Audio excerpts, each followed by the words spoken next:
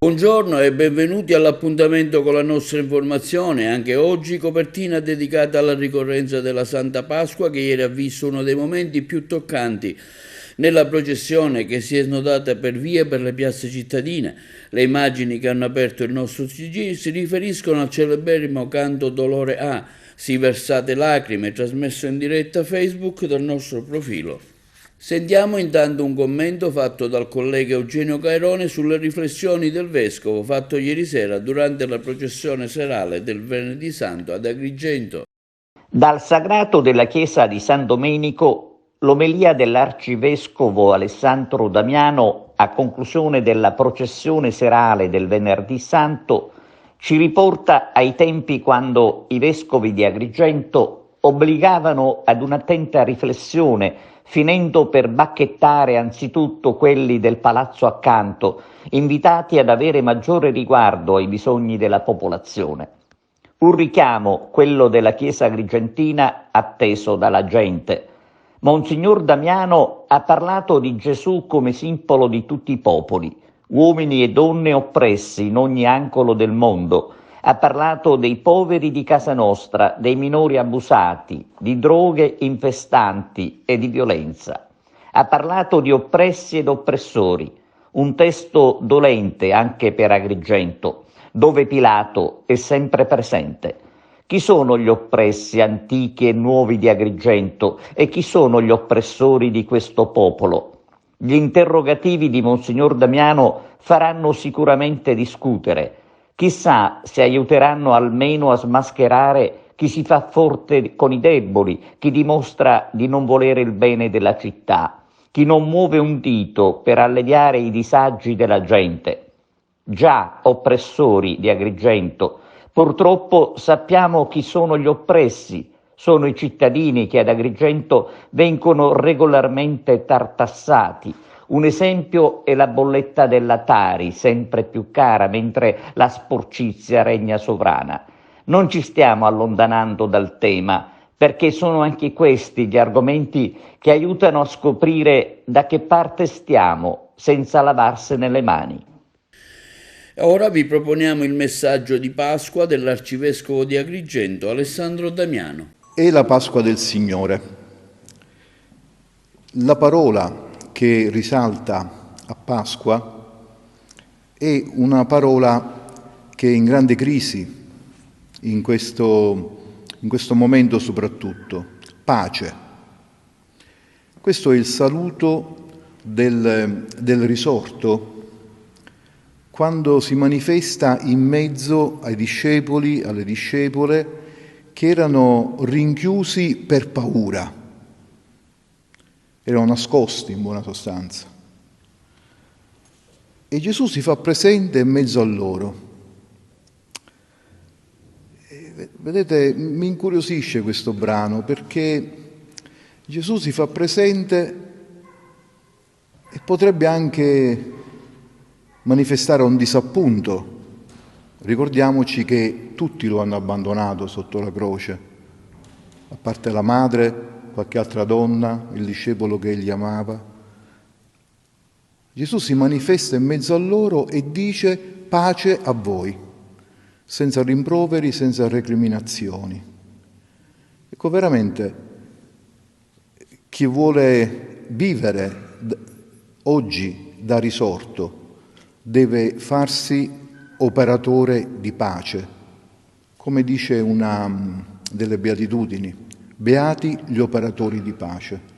E oggi scarseggiano sulla scena internazionale, ma anche sulle nostre scene locali, chiamiamole così, no?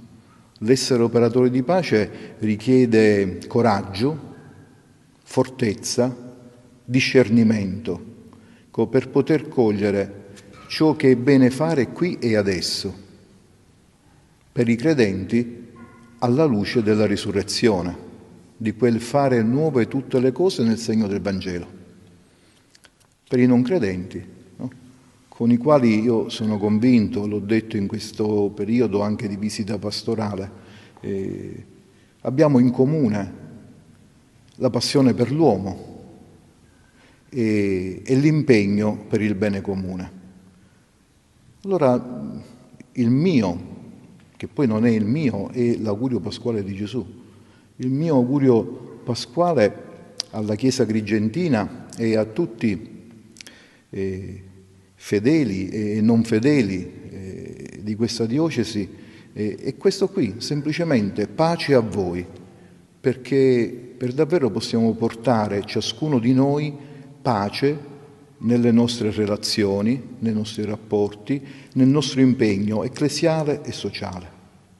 Come vuole la tradizione, si è svolta ieri a Realmonte la Via Crucis, momento toccante dei riti della Settimana Santa promossi dall'amministrazione comunale con in testa il sindaco Sabrina Lattuca, in collaborazione con Don Fabio Majorana, parroco della chiesa di San Domenico, e con la Pia Confraternita della Croce rappresentata da Alfonso Farrugia. Le interviste. Venerdì Santo a Realmonte, oggi c'è la processione portata avanti da 100 anni più dalla Confraternita della Croce unitamente alle consorelle. A Realmonte questa Via Crucis è molto sentita, ecco, una Via Crucis chiaramente nei tempi moderni che rispetta la società che stiamo vivendo piena di dolore, piena di tribolazione, però insomma dove c'è un auspicio, ecco, che ci sia un cammino di luce e di speranza, tutti insieme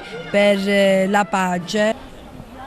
Stiamo celebrando insieme, tutti insieme, il popolo di Realmonte, la Via Crucis, e stiamo arrivando al Calvario.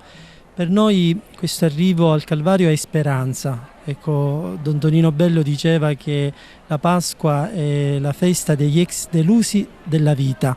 Quindi l'augurio che ci facciamo è mettere da parte il male per scoprire la certezza che Gesù è risorto in mezzo a noi. Allora auguriamoci che la croce possa farci glorificare, possa aiutarci a riscoprire la Pasqua, la risurrezione di Gesù.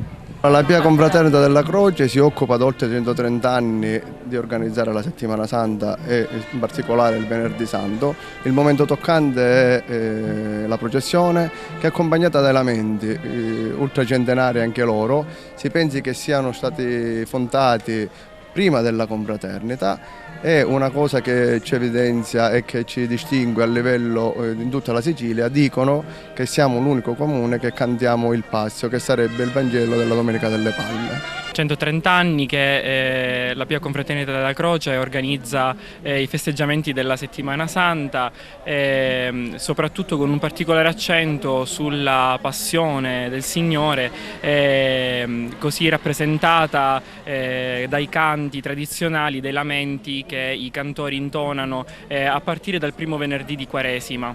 È il culmine della vita del paese, la Settimana Santa, si vede dalla grande partecipazione dei cittadini. E con tutti questi anni di storia, anche noi della confraternita attuale, gli attuali membri, sentiamo davvero il peso e l'importanza della storia del nostro paese e del trasmetterla anche ai più piccoli confratelli che poi ci seguiranno. Una particolarità della festa di Realmonte è la presenza di Bambineggio, un bambino che impersona il Cristo che porta la croce, prima la Domenica delle Palme sull'asinello e poi il Venerdì Santo che porta la croce, proprio ad indicare questa purezza del Cristo che va a morire per i peccati del suo popolo.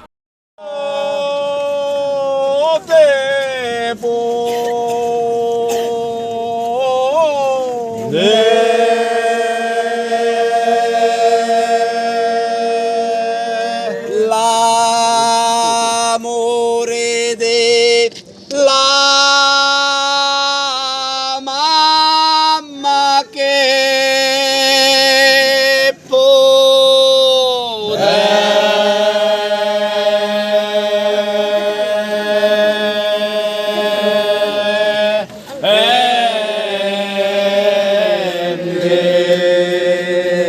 E sempre sul Venerdì Santo un servizio sulla processione fatta a Buonpensiere, un piccolo comune in provincia di Caltanissetta, realizzata da Massimo Macaluso. Venerdì Santo a Buonpensiere, provincia di Caltanissetta.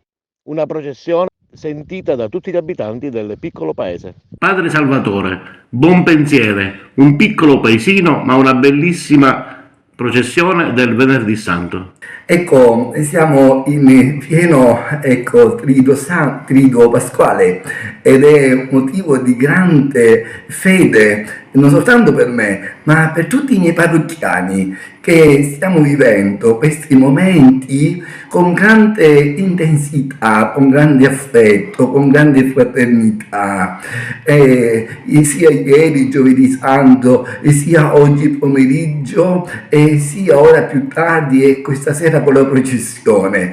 Momenti di intensa preghiera che ci aiutano a crescere, non soltanto nella fede in Gesù Cristo morto e risorto, unico Salvatore del mondo, ma nell'amore vicendevole, l'amore fraterno.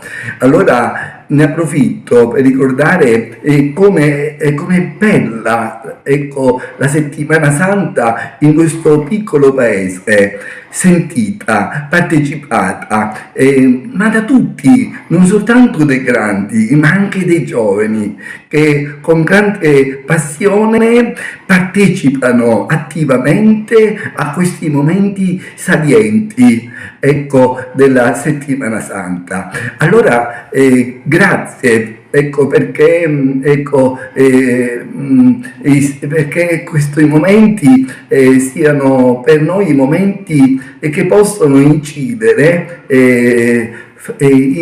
profondamente nella nostra vita, perché attraverso anche di noi il Signore possa compiere in coloro che ci ascolteranno meraviglie di salvezza. Auguro a tutti una buona e Santa Pasqua, a tutti, piccoli e grandi, e preghiamo per il dono prezioso della pace. Amen. Sindaco Virciglio, 3 anni di mandato in questo piccolo paesino di Bonpensiere. Che emozione si prova per il Venerdì Santo? Il Venerdì Santo, come tutti i paesi siciliani, è molto sentito anche a Bonpensiere.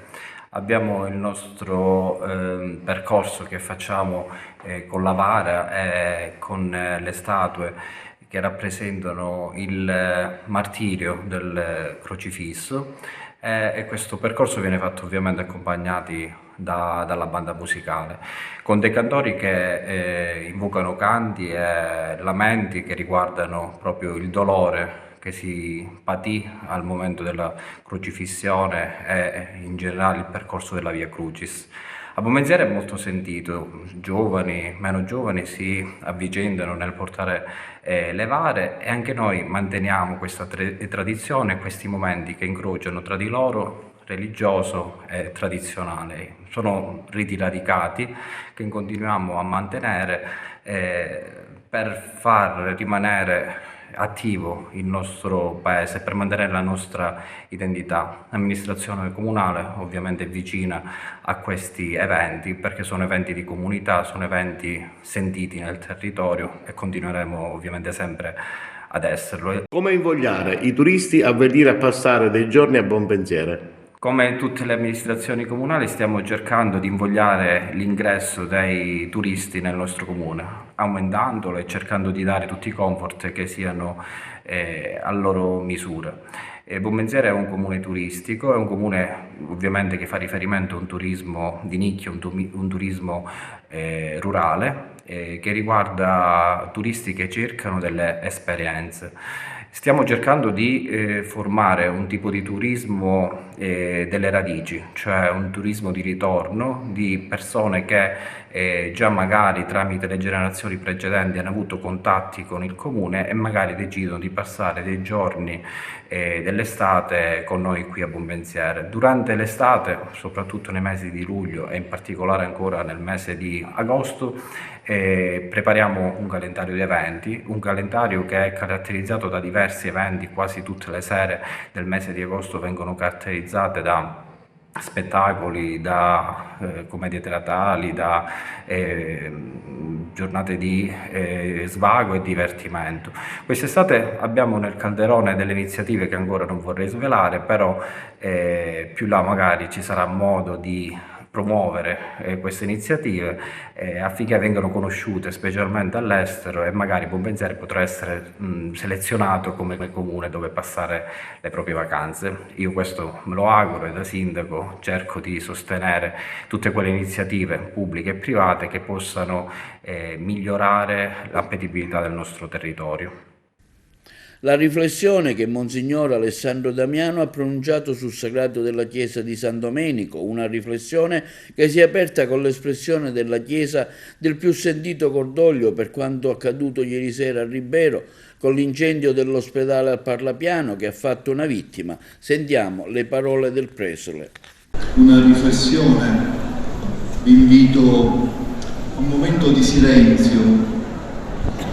Stasera all'ospedale di Ribera c'è stato un incendio e c'è stata anche una vittima, una persona ricoverata ha trovato la morte in questo incendio, un 53enne, dicono le prime notizie. Un reparto attualmente inagibile.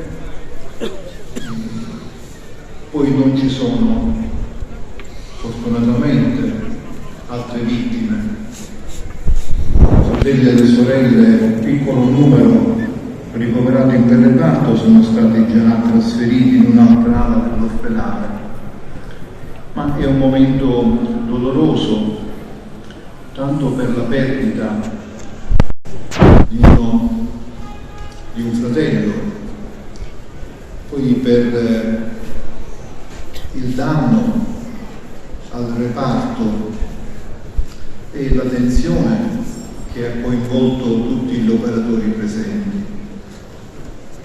Portiamoli tutti con noi nella preghiera. E vediamo ora un servizio specifico su quanto esattamente accaduto ieri sera all'ospedale Parlapiano di Ribera, con le interviste al sindaco e al direttore dell'ospedale. Si chiama Costica Prustranao, la vittima residente a Canicattì di origine rumena, che ieri sera ha perso la vita nell'incendio avvenuto all'ospedale di Ribera, Fratelli Parlapiano, mentre era in corso la processione del Venerdì Santo in paese. La causa a quanto pare sarebbe stata una sigaretta accesa dallo stesso durante una seduta di ossigenoterapia, quindi si è tolto la maschera per fumare e a causa di ciò una scintilla avrebbe provocato l'esplosione della nuvola di ossigeno che nel frattempo è fuoriuscita. Immediatamente è stato dato l'allarme, i pompieri si sono recati sul posto ma non c'è stato nulla da fare. Costica è stato trovato cadavere e le squadre dei vigili del fuoco nel frattempo hanno evacuato gli altri 4 ricoverati trasportandoli nelle sale adiacenti del pronto soccorso tra le fiamme e il fumo che hanno invaso il reparto al primo piano del nosocomio e un po' tutta la struttura, ma il peggio è stato evitato grazie appunto ai vigili del fuoco che sono arrivati immediatamente dal capoluogo Agrigento.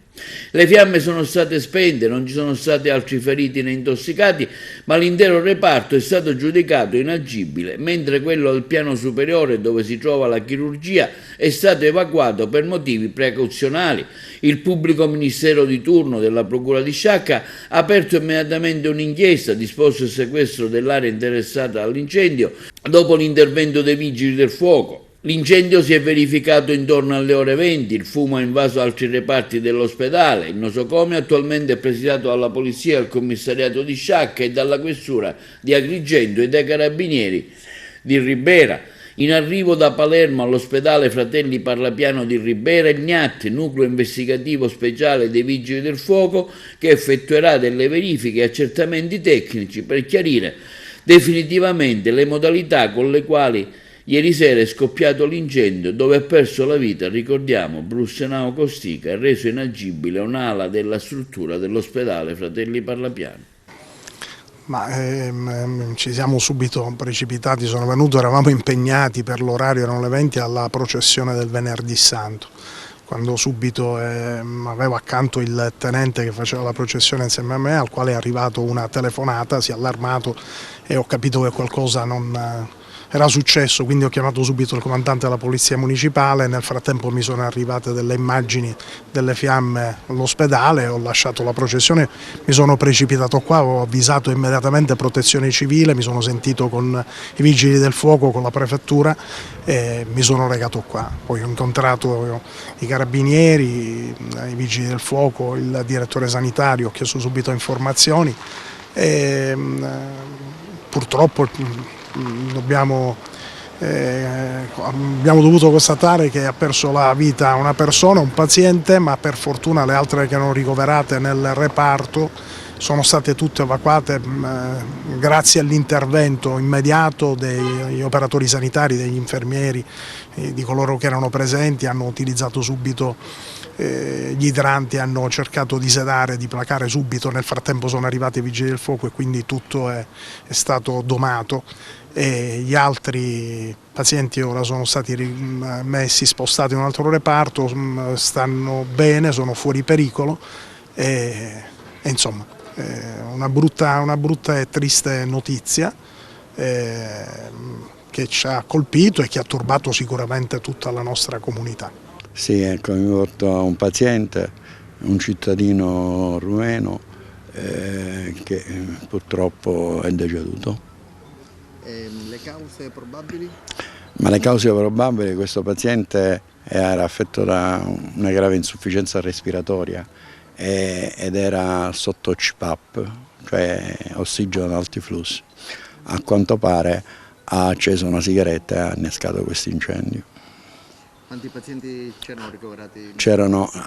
È un'ala, il reparto ha 2 ale, in quell'area c'erano 5 pazienti che poi sono stati tutti evacuati. E da questo punto di vista io devo fare un plauso al personale sanitario che è stato all'altezza nel mettere in sicurezza gli altri pazienti e nell'intervenire prima che arrivassero i vigili del fuoco con gli idranti dell'ospedale che hanno messo in funzione e con le bombole, gli estintori antincendio. Questo prima di arrivare ai vigili del fuoco. Passiamo alla cronaca. Il reparto carabinieri della tutela agroalimentare di Messina ha eseguito un decreto emesso dall'ufficio del giudice per le indagini preliminari per il Tribunale di Agrigento su richiesta della Procura europea. Sono stati sequestrati beni per 450.000 euro proprio nella nostra provincia. Il servizio. Il reparto carabinieri tutela agroalimentare di Messina ha eseguito un decreto emesso dall'ufficio del giudice per le indagini preliminari presso il Tribunale di Agrigento su richiesta della Procura europea con sede in Palermo, che ha disposto il sequestro preventivo di denaro e disponibilità finanziaria di proprietà degli indagati per circa 450.000 euro, profitto del reato di commesso 4 imprenditori agricoli operanti nella provincia di Agrigento e di 97 titoli di pagamento del valore complessivo di circa 21.000 euro.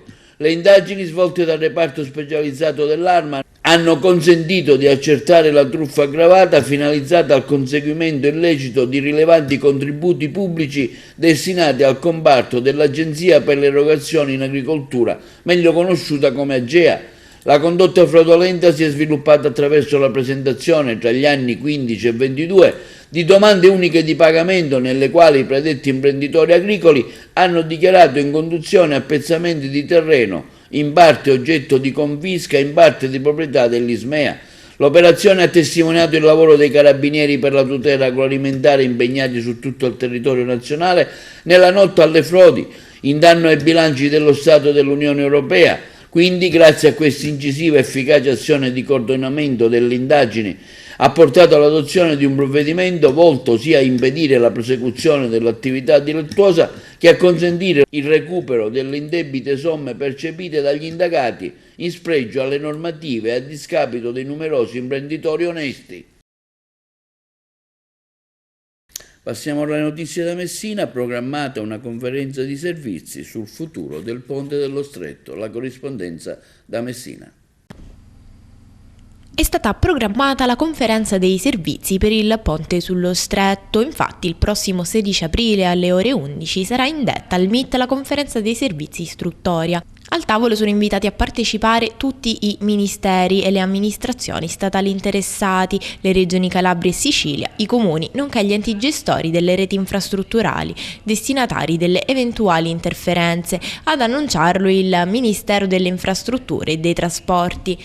Si legge nel comunicato: a tutti sarà messa a disposizione la documentazione progettuale in modo da permettere la più ampia partecipazione e le valutazioni del caso. Si tratta del primo passo operativo che segna l'inizio delle attività per la messa a punto di cantieri entro l'anno. Il vicepresidente del Consiglio e ministro delle Infrastrutture e dei Trasporti, Matteo Salvini, segue con attenzione fin dal suo insediamento il dossier e si è dichiarato molto soddisfatto e fiducioso che il confronto porti alla definizione delle attività nel più breve tempo possibile.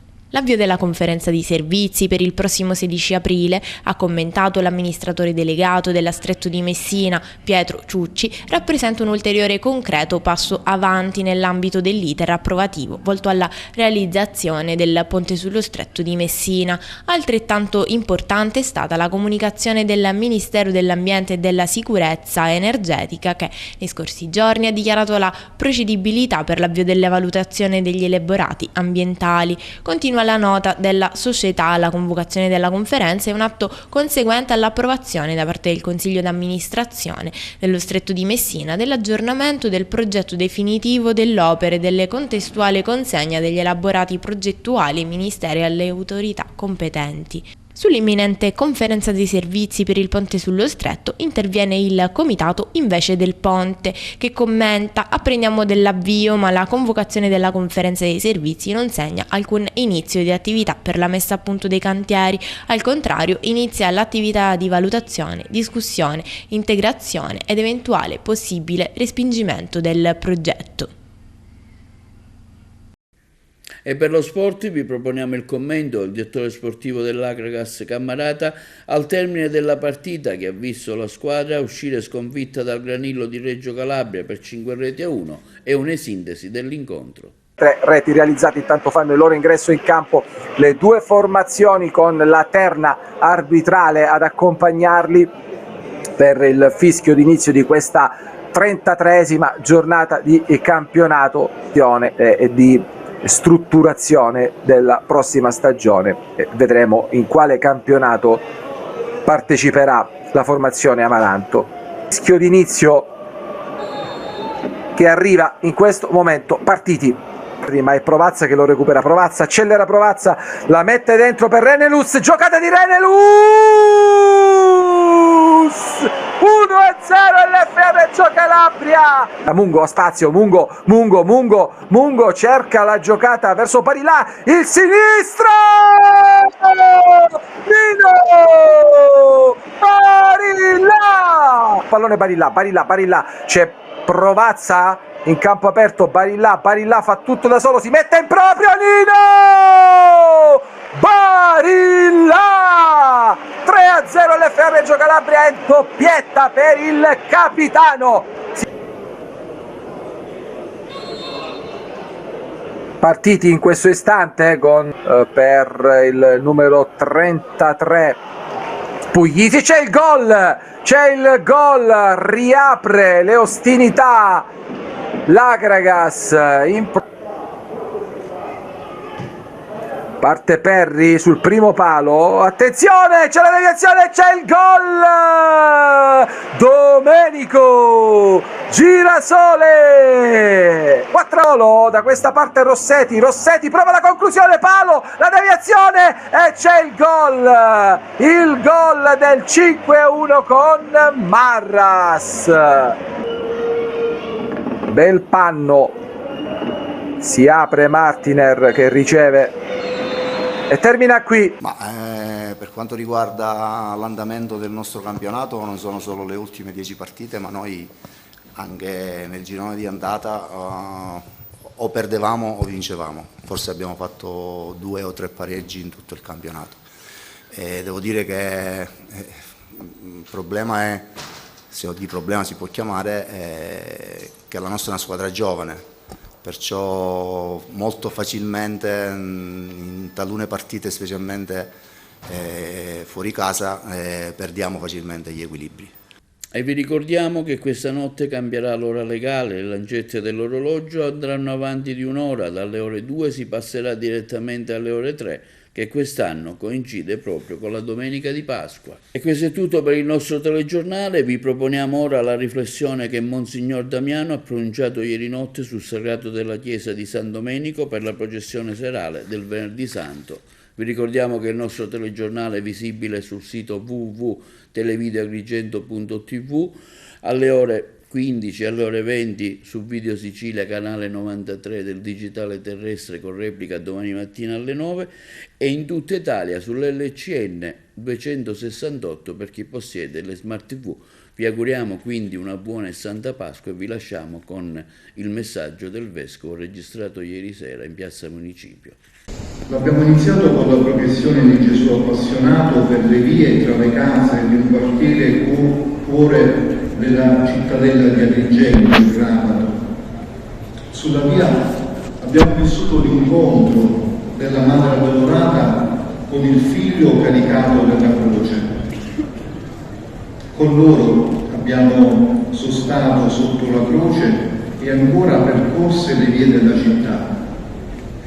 Adesso, quando l'oggi è già domani di un sabato di silenzio, in cui il seme caduto in terra marcisce per portare frutti di vita nuova, ci ritroviamo ancora con la madre addolorata e il figlio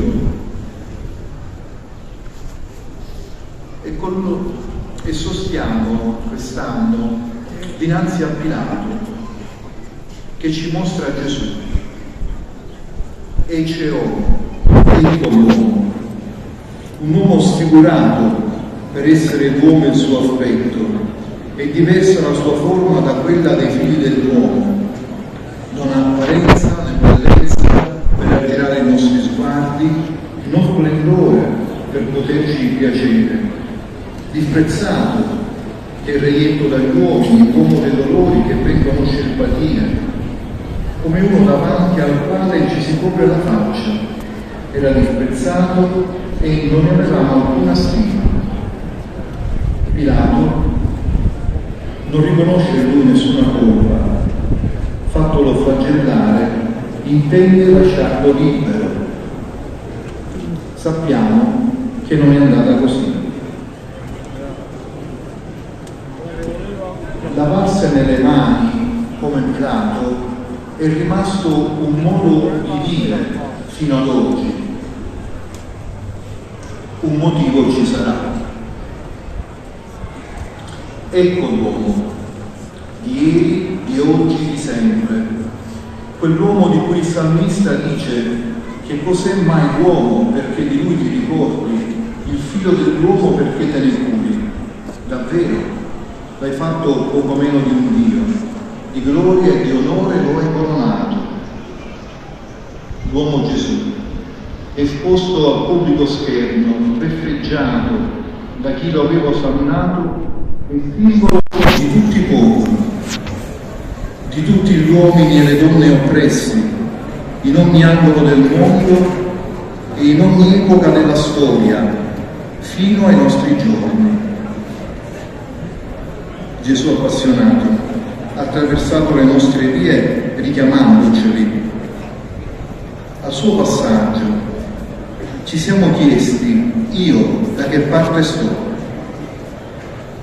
Sono anch'io un oppresso? O sono un oppressore? O uno che se ne lava le mani? Chi sono gli oppressi, antichi e nuovi di questa nostra città? Chi sono gli oppressori di questo popolo? Ecco l'uomo della croce che dà la vita in pienezza, e chi segue Gesù, l'uomo Gesù, si fa anche egli più uomo, tanto da poter dar voce a chi non ha voce. ai poveri di casa nostra e a quelli lontani, ai minori abusati, ai fratelli e alle sorelle sfigurati dalla guerra, orribile carneficina, a giovani e non solo, sfigurati dal consumo crescente di droghe infestanti, alle tante, troppe vittime di ogni violenza. Ecco l'uomo Gesù, in lui un umanesimo compiuto, un umanesimo concreto.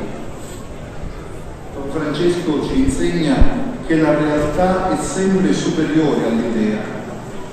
Concretizzare significa parlare con la vita, trovando la sintesi dinamica tra verità e vissuto,